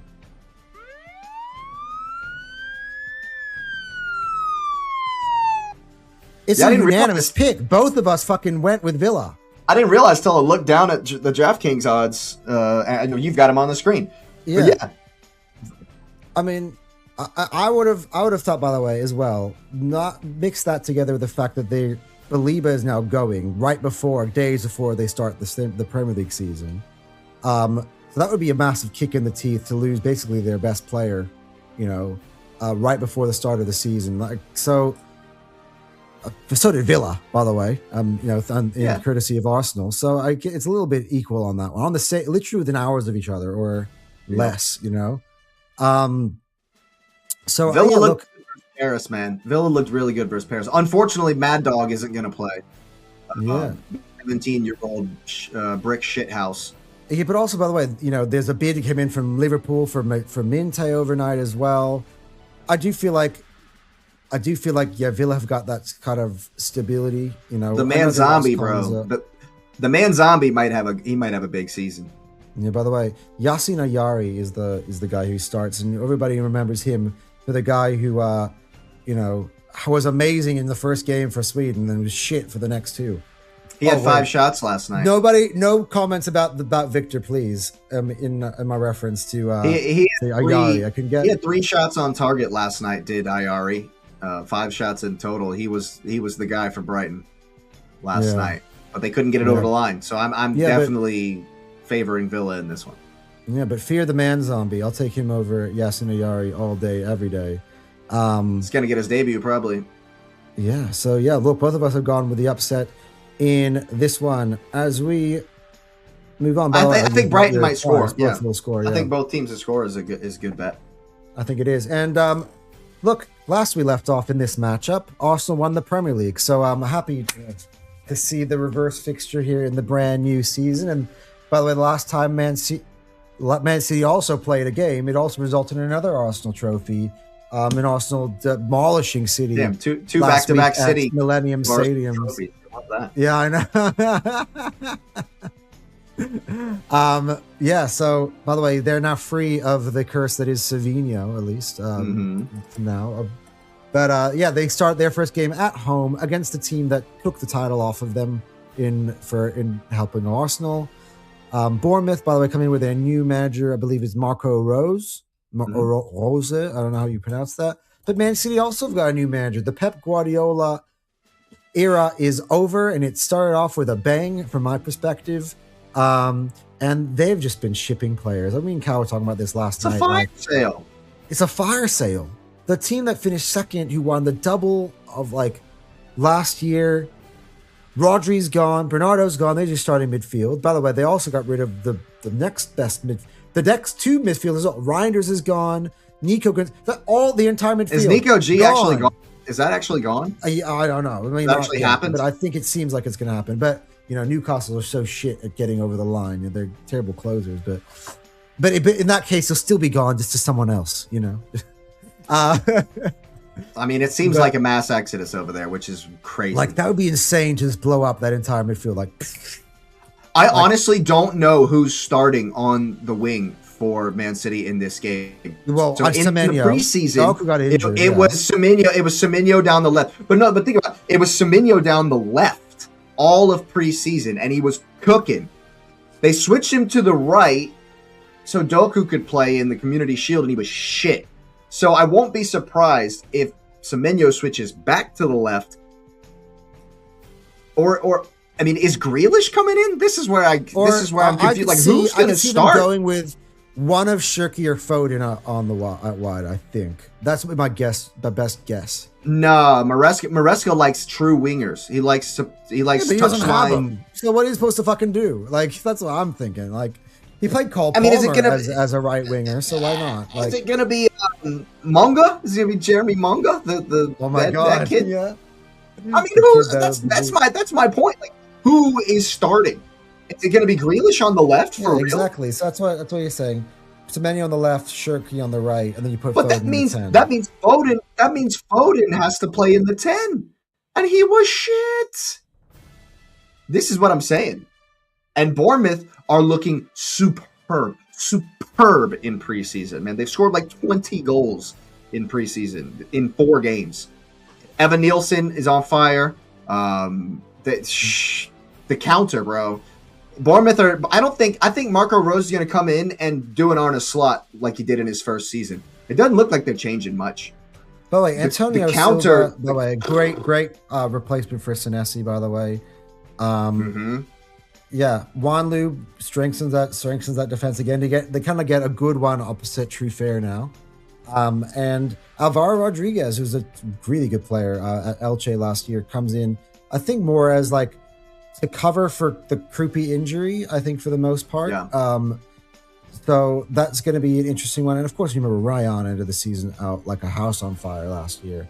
He's still looking good. He scored a couple. But so far to date, they've kept hold of Alex Scott. So look, the front four of Alex Scott, Marcus Tavernier, Evan Nielsen, and Ryan is who's probably going to start this game.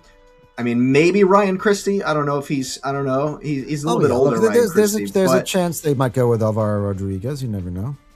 But this is going to be a difficult game for Man City. These odds are insane. Those are insane odds. Is that a legacy odds? Like just because it's City? Look, that's the thing. I think it's not. It's City at the Etihad. It's not City anymore, that's the way they look at it. But see, you say that. You say that. That's backed by Pep. Right. Pep's gone, baby.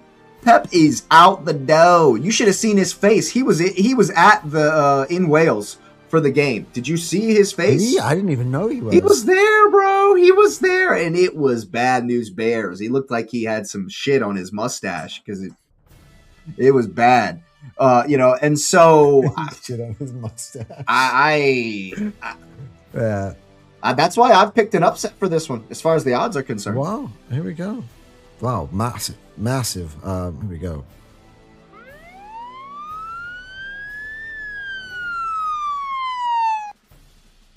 Wow, Jake. It's 2-2. It's 2-2, man. City are not going to be able to handle the counterattack. That's literally why they lost the league last season. And Bournemouth are one of the best counterattacking teams in the league. That's what they've been doing in preseason. So it's like, the continuity and consistency thing again. Remember the theme of today. It's too soon for City. There's chopping and changing, all kinds of new players, trying to do a new system. I'm not confident that Man City are going to be amazing this season. It's actually crazy. I actually cannot believe what's going. I see every single day, and they're selling a different player every day, and they've taken about 4 weeks with Boyati close, and he's not even going to make it for this game. And I'm like. That's the thing. That's the thing. Hatter is right. The statistics are very, very, very, very, very heavy in City's favor in this fixture. Bournemouth, that draw they got was the first draw in like 24 matches. And they've only beaten City once. So they've drawn and won and then lost like 19. In the last few games, but everything's different now. It's a whole new thing. That was Pep. Yeah. Those statistics. It's all new. And I think that, if you're feeling froggy, just a straight up Bournemouth moneyline bet. I got plus 500. Sports bet's doing 600. Like, yeah, if you're feeling froggy. Bournemouth to win is a cheeky little, like JT says. What's the starting midfield? Kovacic and Anderson like last week? Bro, if Kovacic starts again, they're effed.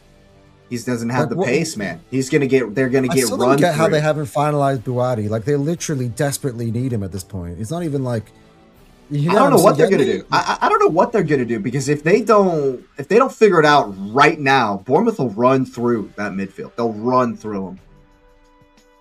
Yeah, interesting. Look, I'm going to stick with City as winners just to keep, just by going by the odds. And by the way, it's a very nervous pick of them winning. I think it'll just be barely winning. I think 2-1. And it might just be them getting out of jail or something along the lines. But I don't think it's going to be them. It's the Haaland factor. Their best. Yeah, it's the Haaland factor. You can never Haaland might actually struggle this season and have a shit season and score 35 goals. Yeah. So I think that's what's going to be their saving grace this season. By the way, just before we close off the Man City game, the reason why Alvarez is trending is because in Marca they put with the big headline, Julian Alvarez Day in Spanish, right? And basically it says, it translated from Spanish to English is, Julian Alvarez will decide today whether he stays at Atletico or opens negotiations with Arsenal, not Barca. Marca again, I think Marca are a Madrid publication. Marca is a little bit, yeah. I know, but they're also a Madrid publication. Of course, they hate Barca. So, yeah, that's interesting one. But that's from a journalist named Pedro Morata, who writes for Marca, and that is why it's been trending. And Marca does. They do that, but you don't know if that is a smokescreen thing because not a very reliable source for me. But the one that is popular and always gains momentum amongst the peeps. I don't know. They've just got a good social media engine there. But safe bet in this one is 100% both teams to score. Yeah, absolutely. Both definitely for sure. That's nailed on. Definitely. All right, let's move on to what I believe is the match of the round in terms of I don't know anymore. I don't even know anymore what Newcastle is. To be fair, just like you were saying with Pep, right? Newcastle don't have Bruno. They don't have Tonali. They don't have Gordon. No Joel Linton. Joel Linton's hurt, so he won't be playing. He wanted to leave anyway. He said he put in a transfer request. He won't be playing. Livramento's still hurt. He won't be playing. I do think it'll be a big season this year for Lewis Miley. It has to be. To be honest, he's going to have to grow up into be a big man. They're all going to have to. They've bought a bunch of kids, man. They're going to have to. Anthony Elanga's going to have to be huge, and Will Ossola is going to have to be huge. They need to get that team on the growth hormones quick. You know what I mean? Something. I'm saying have the kids and they'd be growing massive beards and like you're having huge chest. You're like, what is going on here? Is it still Nick and then Pope? They all get tested, Like, no, I think they bought a new keeper, didn't they? Did they? I don't know. It's looking dark for Newcastle. We shall see. But at the same time, Liverpool have been threatening making a big transfer without actually having made a big transfer.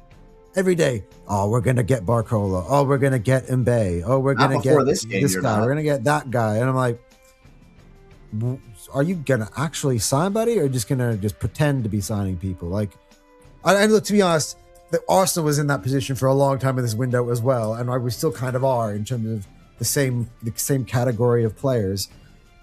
But, away at St. James's Park, first game at St. James's Park this season under the new regime of, what is his name again? Jardine, Jassi, yeah. I think he's German. From Saudi. Oh, yeah, I think he is German. It's a tough one to call for me. I think I am going to...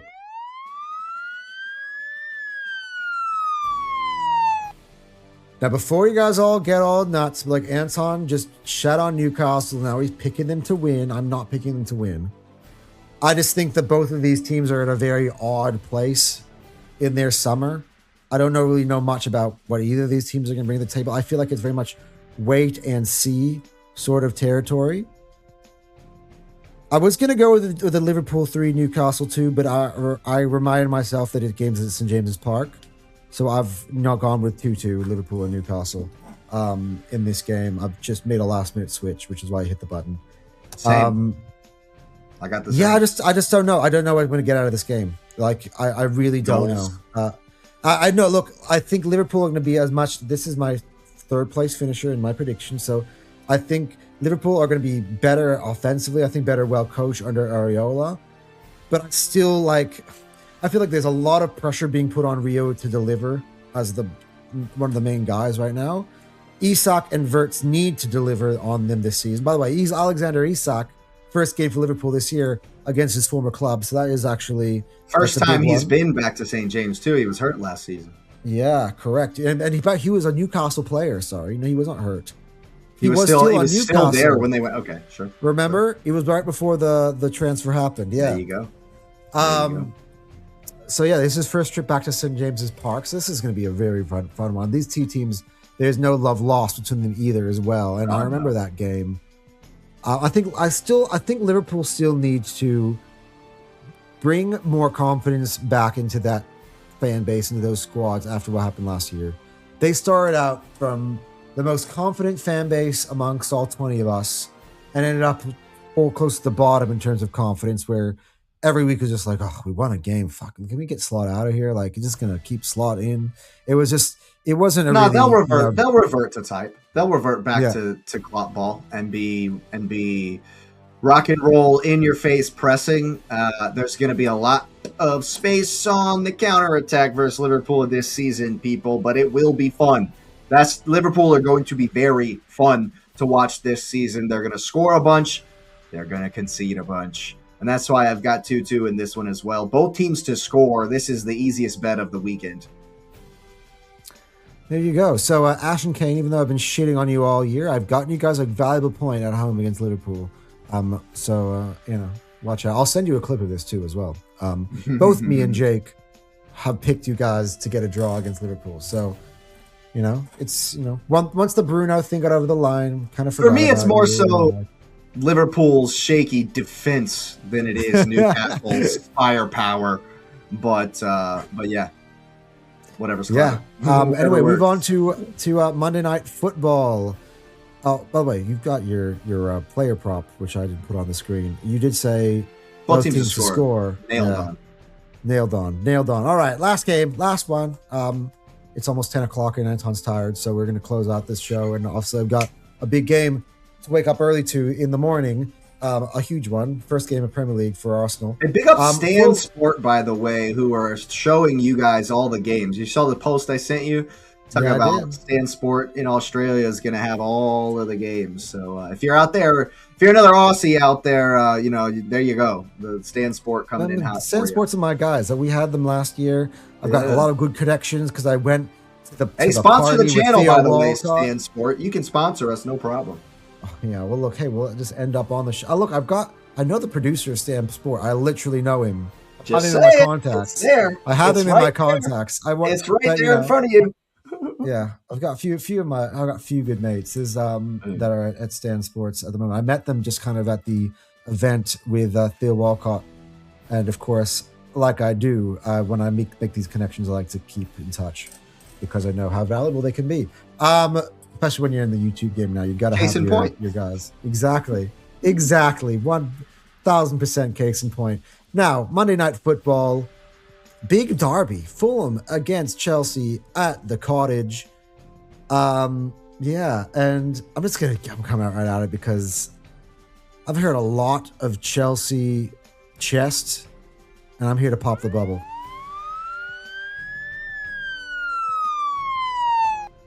First game. Let's go. I think they draw points. I think they draw to away at Fulham. Like, Fulham is a really tough game to play away, but especially for Chelsea because they're their main closest rivals. Yeah, you can see the stadium from the other stadium. Yeah, exactly. And look, while Fulham have lost the main man, Harry Wilson, they've made some good, Real Madrid fringe player additions. Lost Raul Jimenez too, man. They did lose Raul Jimenez, right? They did lose Diop. They have lost Lukic. So far, they still have Sander Berg, but I actually didn't think now that United... Too. I think that United now got Baliba. I think maybe Sander Berg might stay put now, which I think is a huge for them in terms of their season. They've lost Reece Nelson. Reece Nelson is back at Arsenal. Well, Reece Nelson was at Brentford last year, but they've got Emile Smith-Rowe anyway. Doesn't matter. Yeah, a lot of X ones. But yeah, I just think, look, maybe Chelsea might have a big win. If this was at Stamford Bridge, I would probably say that Chelsea would have a big win at home. But I just think that, Fulham, they struggled there last year as well. We struggled there, although we won. We had a 1-0 win. Liverpool dropped points there. A lot of people dropped points there at Craven Cottage. And yes, it is the first game of the season. And yes, I see Chelsea are big-ish favorites. But I just think I think Fulham will get a point. Yeah, I think a lot of people are sleeping on Fulham, myself included. I made this pick on Wednesday, like I said, and then, have seen a little bit more of what they've got going on. Obviously, Gonzalo Garcia is going to, I think he's going to light it up. I think he might be solely responsible for keeping Fulham in this league this season. I think a lot of people are looking at, change of manager, gone, Harry Wilson's gone, Rodrigo Muniz is going to have to step up and be big this season, as well as the new boys. They've brought a couple of players from Madrid who are familiar with Arbeloa, and so maybe that will help him out. But they also lost Chukwueze as well, who was on loan and didn't come back. Really? Wow. Yeah. That's another. Yeah. See, Fulham are going to struggle to score goals, even with the have towards the bottom fighting relegation this year. To be honest, even with the new boy Garcia, who is going to score, he's going to do fine this season, and I think they'll stay up. I have them at 14th. I think I have them actually at 17th. Maybe 15. Yeah, they're going to be in there. So I think Chelsea are going to have too much for Fulham. I've said 2-0 to the Blues. I think that João Pedro is on fire once again in the preseason, and Palmer's looking better, more healthy. Obviously, Morgan Rogers is there, but he's only played like 20 minutes so far. Scored. Yeah, I would have scored that goal. Come on, let's not, let's not get too ahead of ourselves there. What's going to be really interesting for Xabi Alonso and his system this season is the wingbacks. Are they going to be more defensive, or are they going to be more attacking? Because if you look at Xabi Alonso's Leverkusen team, he had Frimpong and Grimaldo on the wingbacks, and I think Alex Grimaldo is probably like the most natural wing back in around, like it's tough to find players who are specifically suited to playing a wing back position. Esteval playing wing back is dumb. Pedro Neto is he playing wing back? I thought he'd play as 10 because he plays Neto 10 sometimes. Neto's been in the thing is they have to play with 2 10s. They don't really have any true wingers in that system, right? That's my point. I think Esteval played many games in the 10 last year for Chelsea, so that's where he would fit as a backup probably at this point to Rodgers. But where's Gittins playing? Where's Jamie Gittins is a winger. Esteval's a winger. I'll actually tell you. Pedro Neto's a winger.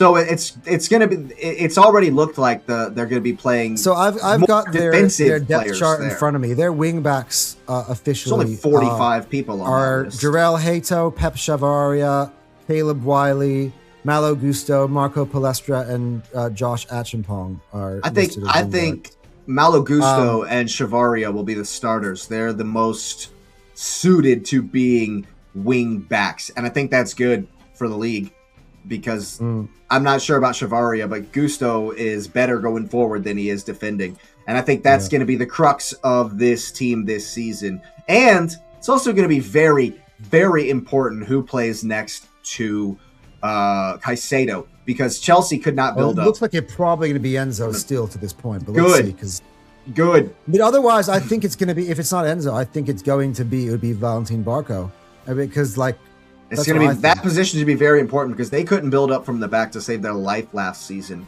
and that was because Enzo was shit, and he was supposed to be the one that was progressing. Obviously, Palmer likes to get forward. Morgan Rogers likes to get forward. João Pedro's going to be stretching the line, and so. And Caicedo, fantastic tackler, fantastic destroyer, fantastic midfielder. People overrate his passing ability. I think they absolutely believe that Chelsea, to be honest, in terms of the Xabi Alonso system, that they allowed Andre Santos to go out the door. I'm shocked at that too. Yeah, I'm so shocked, and I think in an ideal world, Xabi Alonso would like to have a Romeo Lavia healthy for the whole year. If he is, that's huge. If he will be, that's huge. And I think that's who will start. If he's healthy, he'll start. I mean, if Enzo leaves, obviously if Enzo stays, he's club captain and no, he's not. Reece James is club captain. He's vice captain, and he's obviously going to start if he stays.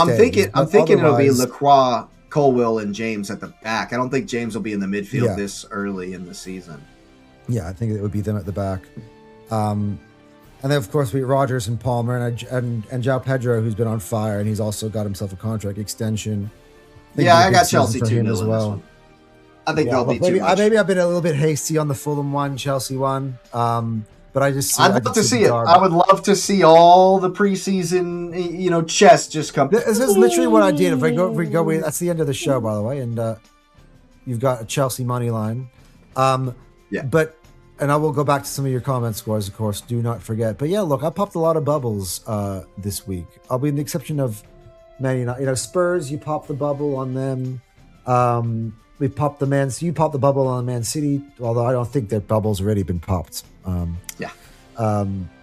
Liverpool, I don't even know if there is a bubble, but Chelsea definitely is one, So, yeah, look at this. Start off the season, basically, between us, we've got every rival dropping points but Man United. Yeah, I love it, Ant. You're already thinking title race. I love it. Dude, every game counts. Already thinking title race. I love it. They all add up. It's going to be a good season.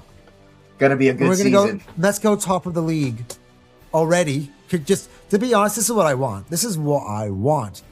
I want a massive win tomorrow against Coventry that basically guarantees we have the goal difference edge and we stay at top at the end of the week and we never drop off from. Yeah, if we 4-0 them, if we 4-0 Coventry, nobody's matching that in the first week. I want to go wire to wire. And win double. That's what I want. Oh yeah, I mean, I'm dude. This season for me, last season, you asked me the question, which do you prefer? This season, dude, is Champions League. I want that. Yeah, but I want that Champions League. I'm comfortable with the league. I'm comfortable that I think we're going to win the league. So I want to see a double this season. Look, it's a dangerous. By the way, we're going to get into your predictions by the way in a second. I haven't forgotten about that. And then we'll close off.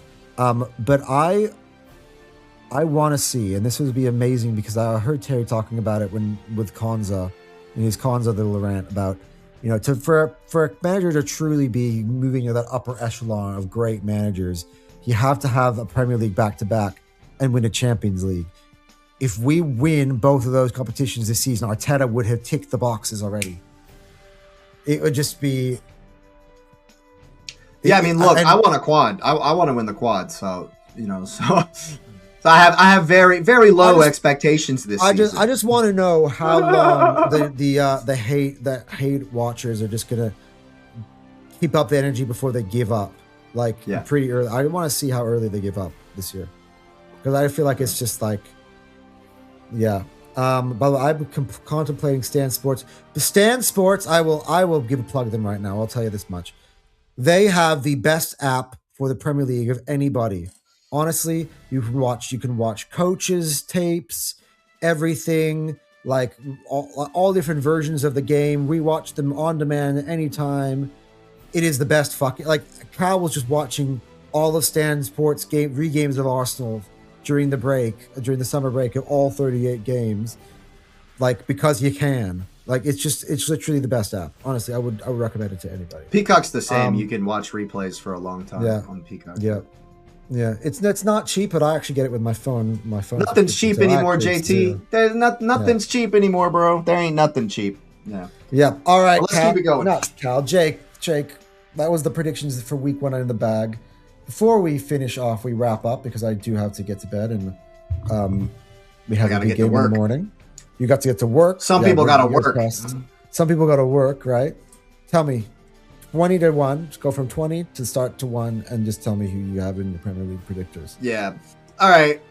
Unfortunately for the Tigers, I think Hull City are going to come in as our worst team this season. They scraped in by a playoff victory by the skin of their teeth, and I don't think it's going to be enough for them. Unfortunately, this hurts my heart, but I think Ipswich is probably going to go down as well. They might surprise me. They might pull a Sunderland and be good, but as far as comparatively, relatively to the rest of the league, I think they're definitely going to struggle. 18th, I mean, I want Coventry to stay up. I like their history. I like their kind of classic English club. I initially had them staying up and being 17th, and Newcastle as 18th. You pivoted. But I think I may have pivoted. I think Newcastle might survive by the skin of their teeth, and I think all three promoted teams might be in trouble this season. But it's going to be close. It's going to be very, very close. Moving up the table, Palace are going to struggle playing Europa League this season after winning the Conference League. I think it's going to be similar to last season. I got them at 16. I think Forest are going to improve, but I still think they're going to be there or thereabouts. Glasner didn't necessarily come into Palace and immediately improve their fortunes. So I got Forest at 15. Fulham, I think, off the back of Gonzalo Garcia and, some maybe just a bit of an unknown quantity to some teams, I think they're going to be okay. Got them in 14th. Sunderland are definitely going to struggle with being in Europa League, but I still like their squad, their coach, their captain, and, of course, my man Brian Brobby is going to get some goals this season. I have them coming in at 13th place. Now, Brighton is one that that could change. I have them at 12th, but they could change. If they lose at home to Tromsø next week and do not make the Conference League, that could be a net positive, to be honest. It's what I'm saying. They'll be higher than 12. If they don't make Conference League, they will be higher than 12. If they do, 12th place. Everton coming in at 11. I think they're going to improve slightly over last season. I think they'll be better at the Hill Dickinson than they were. They were much better away from home last season. They did get some good results at the end of the season at the Hill Dickinson last year. So I think they'll maybe kick on from there. I've got them coming in at 11th place. Bournemouth, another team that are going to struggle being in the Europa League. European football for the first time for the Cherries. Again, it's just squad depth issues. I have them coming in at 10th place. Still going to be a tough place to go, but they are also in a transition period. Maybe they won't change too much and they'll still be good. But, I got Bournemouth coming in at 10th place. Biggest probably surprise in my entire table, Leeds United coming in at 9th. You are big on the Leeds place. Bro, 3 games into the season last year, I called Leeds staying up. 3 games in, after I watched them, not the Arsenal demolition, but the 3 or 4 games into the season last year, I was like, Leeds have got it. They have a manager that's been there for forever. They've lost like 1 player, and they brought in Harry Wilson. So Leeds have only improved. They're only going to be better. Ellen Road is going to be a nightmare this season for everyone.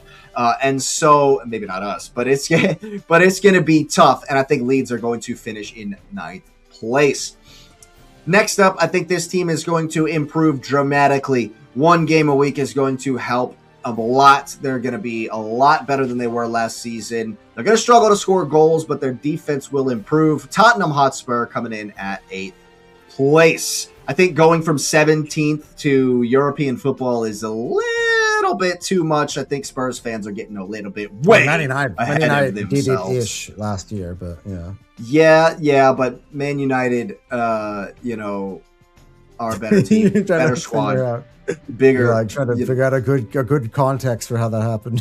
Yeah, they also had Ruben Amorim. The context was that they had a whole half of a season.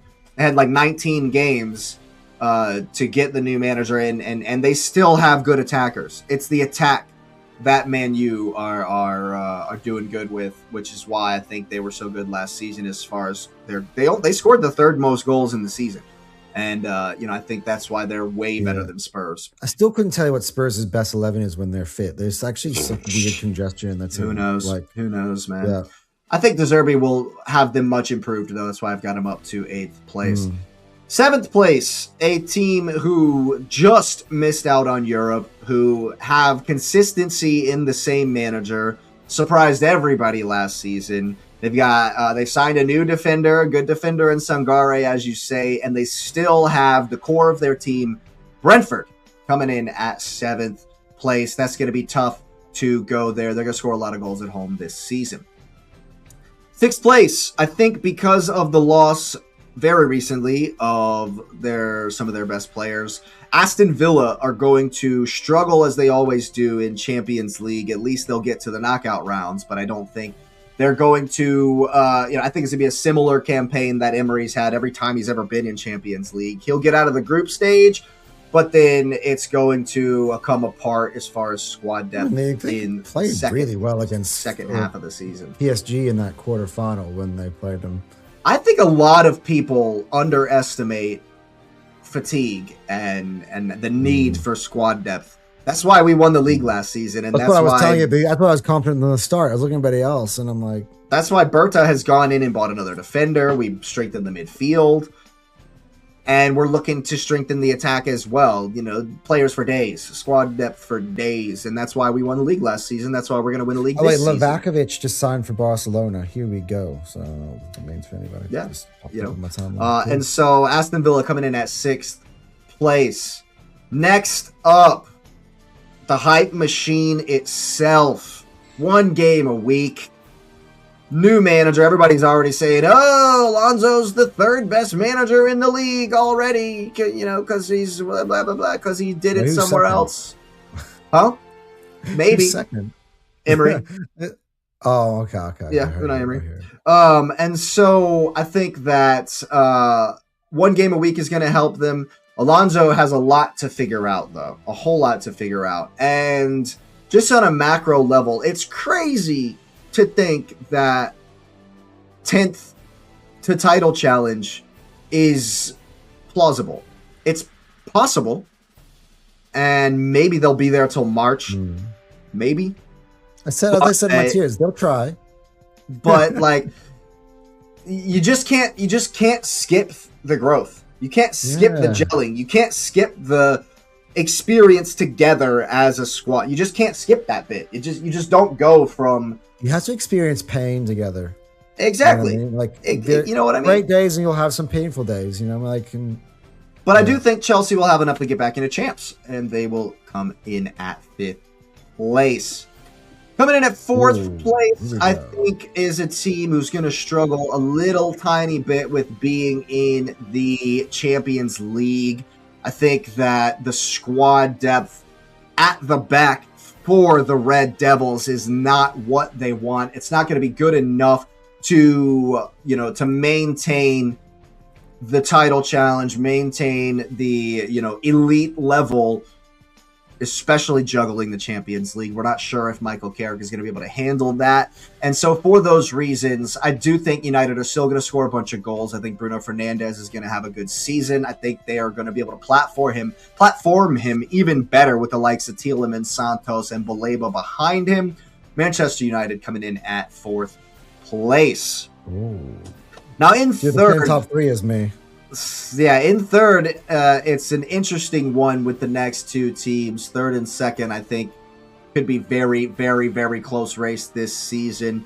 But it's still Manchester City. It's still Erling Haaland. It's still Ryan Shirky, Ruben Diaz. They do still have some really strong players. And I think Maresca, although he's going to start slow, in my opinion, Man City always starts slow. So they're used to slow starts and getting hot at the end of the season. I think they're still going to score goals. Erling Haaland is still going to dunk on everybody because that's what he does. And I think that when they figure it out, I think they're going to be tough to beat. And I think that they are going to get it going, and they're going to come in 3rd place, Manchester City. Now, this pick is because of not necessarily how amazing Liverpool are going to be this season, but because of the struggles with the teams in and around them, right? I do think Liverpool's attack is going to click this season, though. I think Wirtz is going to have a better season. Isak's fit and firing. We know what he can do, and it remains to be seen. I still think, Dominic Sloppy Sly is an absolute freaking stalwart, dude. I think he's one of the best players in the league, in my opinion. And having him in there is going to be massively important to Liverpool. And I think they're going to score a bunch. I think they're going to light up the score sheet. They're going to concede a bunch, but I think they're going to score a lot. And it's going to be, it's going to be back to teams trying to keep them out in some way. And once they do score, teams are going to have to come out against them, and it's going to be back and forth basketball for Liverpool. But I do think they are going to be a bit better than some of the fans who were saying the sky is falling over there. I do think they're going to be a bit better. And especially if they finally get Barcola over the line, they're going to score mad goals. And so I got Liverpool coming in second place. And that only leaves the champions. Obviously, squad depth out the wazoo. Tons of midfield combinations. By far and away the best defense. By far and away the best midfield. And in 5 years, only 2 teams have had a better attack than us. People going on and on and on about, Arsenal's attack is shit. Look who's up top. They're not doing shit. Havertz, Gyökeres, 2 homeless people fighting videos, blah, blah, blah, blah, blah, blah, blah, blah, blah, blah, blah, blah, blah. Well, we still they're best friends in reality. We still scored 71 goals in the league last season. Despite how shit our attack was. Despite some people saying we don't even have a top 10 attack. Bro, I've heard some crazy shit, dude. First of all, that is ridiculous. Arsenal's attack is not in the top 10. Are you serious? I'll do this. Let's do this right now. All right. I'll actually, just to do it while we're on the show, because I just feel like doing it. I've got all my spreadsheets in front of me, right? Arsenal or City? I think at the moment, obviously, Haaland on his own does it, but they've only got really Semenyo fit. Doku, I think when you have Doku and Semenyo there, like that's Foden a great has front been three for a few years. Doku, Semenyo, Haaland is a great front three for sure. Yeah, for sure. But they won't score more than us this season. I don't think they're going to outscore us this season. It's Isak, Cody Gakpo, and you sure Rio it's not Moa. Isak Rio? Like, no, Verts is the 10. But like you can include 10s in there as well. But like, yeah, but Gakpo and Rio as your wingers, Rio, they got to switch that up. And Isak. I mean, they have to get Barcola in. They have to get Barcola in, man. Yeah, and then you got Cody Gakpo, but I think he's going to be gone. Man United's attack is very good. Yep. So they got Mbumo, Cunha, Sesko. Now they also got Rashford back, right? With Bruno, the top assister in there as well. So you could argue that they have a better attack than us or somewhere abouts. But they didn't score more goals than us last year. Chelsea, Pedro, Rogers, Palmer is strong. I'll give them that, right? Spurs, I mean, most of them are injured, to be fair. Spurs attack is shit. Spurs front line is dog shit. I'll put Savinho in there now. Savinho, Kulusevski when he's healthy, and who's going to go up front? Are they going to have Marmouche, I guess, eventually? Marmouche? Is that, that's City's backup. I'm not inspired, bro. Not inspired, right? Exactly. Like Villa, McGinn, Watkins, but he looks like he'll probably be gone. Garnacho, no. Man, zombie. yeah. What's it called? Palace. Mateta, Pino, Sarr. Actually, half decent. It's not Arsenal's, right? Newcastle. I just don't understand this. We've Herman been Jack Sparrow, Bazuma Toure, Alenga. Dude, we've been top 3 attack for 5 seasons running. Now we're just going down the list. None of these next ones are better than Arsenal, right? So like, it's just dumb to say that Arsenal's attack is not one of the best in the league. We've been top 3 for 5 seasons running. All I'll say is be careful about criticizing Arsenal's attack and shut your mouths, because your only chance for any of you guys to actually potentially sneak in at all. Because if we listen to your advice and we address the attack, it's lights out for you. So maybe shut your pie holes. Yeah. Well, I'll actually give you an advice. I'll never do this for any of my rivals, right? I'm never openly talking about their weaknesses. Why? Because making teams aware of their weaknesses eventually gets them to strengthen their weaknesses. So I'm going to shut the fuck up, and just take advantage of them as long as I can. That's all I'll say. So hey, keep criticizing our attack as much as you want. Absolutely. Go check out my Gyökeres rant over on the Cup Chasers. Yeah, it was amazing. It was amazing. Anyway, With that being said, though, you got to get to work. I got to get to bed before this game. It's been a pleasure, and hopefully this is the first of many, many, many, over 30 plus, 35 plus. There'll be a month we'll be in Europe, so I'm saying like around 30 something plus. episodes of this show, and it's good to start the season off with a bang. We started slow with the upset alert department, and then we started going off fireworks. That was a good start to the show. And everyone, make sure you hit the like button and subscribing. By the way, obviously, Arsenal play Coventry in the morning. Jake and I will both be on the football terrace if you wanna catch us reacting to hopefully an Arsenal win. Oh my God, do not do anything else but that, please. Must win. Yeah, must win. Everyone's a must win. It's all must win. Yeah. And until we're 21 points clear at the top of the league, and then you're like, okay, all right, Champions League knockouts. Let's. With that being said, we are out of here, ladies and gentlemen.